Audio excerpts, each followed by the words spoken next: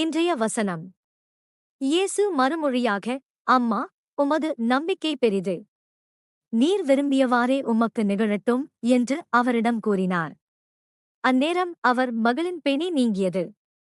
மத்தேயு அதிகாரம் 15, வசனம் 28. Then Jesus answered her, O woman, great is your faith. Let it be done for you as you desire. And her daughter was healed instantly. Matthew chapter 15, verse 28. ஜெபம். எங்கள் குணப்படுத்துபவரும் மீட்பருமான இயேசுவே, விசுவாசத்தை மதிப்பதற்கு நன்றி.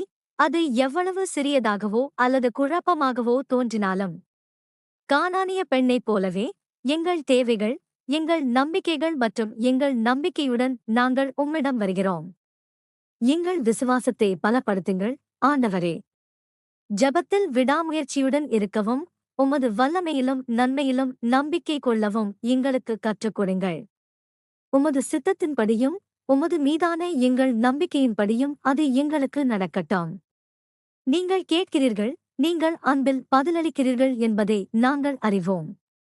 உமது உண்மையுள்ள மற்றும் இரக்கமுள்ள இயேசுவின் நாமத்தில் நாங்கள் ஜெபிக்கிறோம். ஆமென்.